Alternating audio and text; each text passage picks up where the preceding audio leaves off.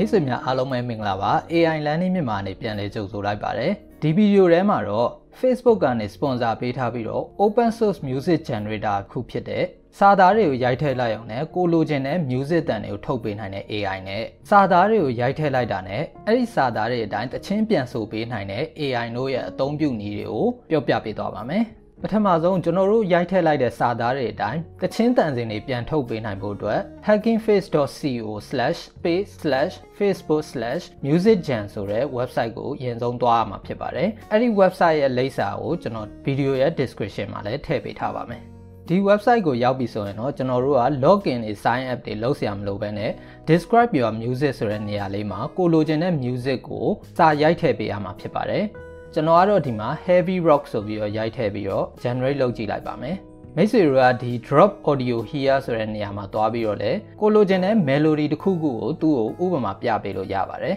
ဒီမှာကျွန်တော်တို့သချင်းလေးတစ်ပုဒ်ထွက်လာပါပြီအစမ်းဖွင့်ကြည့်လိုက်ပါမယ်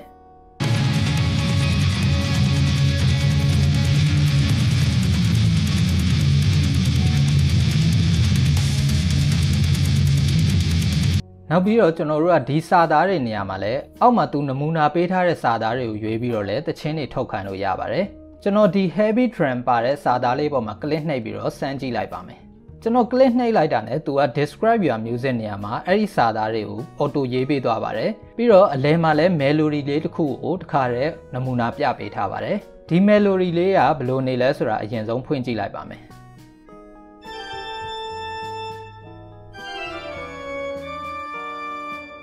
ပြီးပြီဆိုရင်တော့ကျွန်တော် generate ကိုနှိပ်ကြည့်လိုက်ပါမယ်ဒါဆိုရင်တခြင်းလေးတစ်ပုဒ်ထပ်ထွက်လာပါပြီ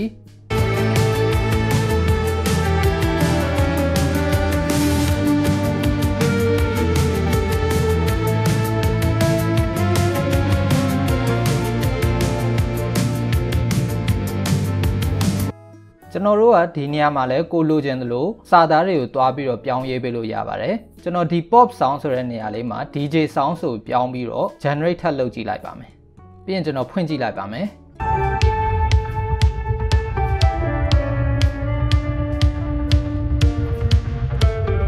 သူထုတ်ပေးလိုက်တဲ့ music ကရှေးဟောင်းသချင်းနဲ့တွားတူနေတဲ့အတွက်ကျွန်တော်ဒီ 80 နေရာလေးကိုဖြတ်ပြီးတော့ထပ်ပြီးတော့ generate လုပ်ကြည့်လိုက်ပါမယ်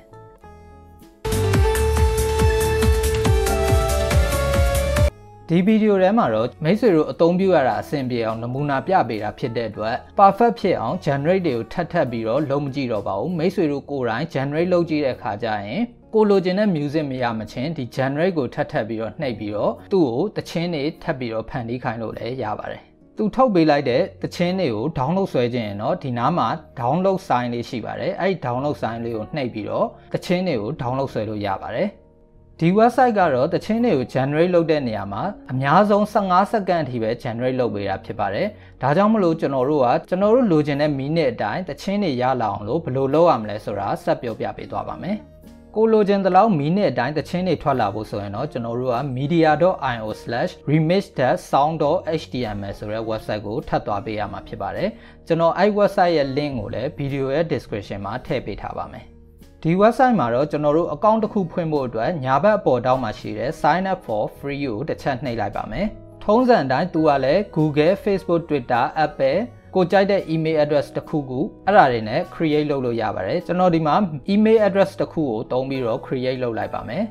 ။ကျွန်တော်တို့ email စီကို verify code ပို့လိုက်ပြီလို့ပြောပါတယ်။ဒါကြောင့်မလို့ email ကိုတွားပြီးတော့စစ်ကြည့်လိုက်ပါမယ်။ဒီမှာသူ့ရဲ့ verification code ကိုကျွန်တော် copy ကူးခဲ့လိုက်ပါမယ်ပြီးရင်ဒီ code နေရာလေးမှာ paste ပြန်ချပေးလိုက်ပါမယ်ပြီးရင်တော့ verify code ကိုထပ်နှိပ်ပေးလိုက်ပါမယ်ဒါဆိုရင်ကျွန်တော်တို့ account တစ်ခုဖွင့်တာဆက်ဖြစ်သွားပါပြီပြီးရင်ကျွန်တော် login ကိုနှိပ်ပြီးတော့ login ပြန်ဝင်လိုက်ပါမယ်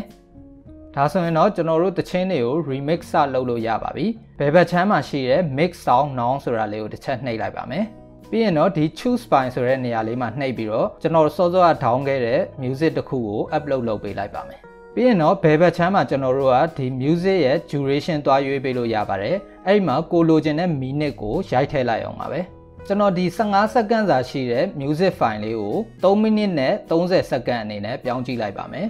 ဒီအောက်က remix effect ဆိုတဲ့နေရာကတော့ကျွန်တော်တို့ရွေးပေးလိုက်တဲ့ number အတိုင်းသူက music ပေါ်မှာလိုက်ပြီးတော့ effect တွေထည့်ပေးသွားမှာဖြစ်ပါတယ်ကျွန်တော်ဒီ effect ကိုတန်းထားပြီးတော့ generate လုပ်ကြည့်လိုက်တဲ့အခါမှာပထမတစ်ချိန်မှာ error တက်သွားပါတယ်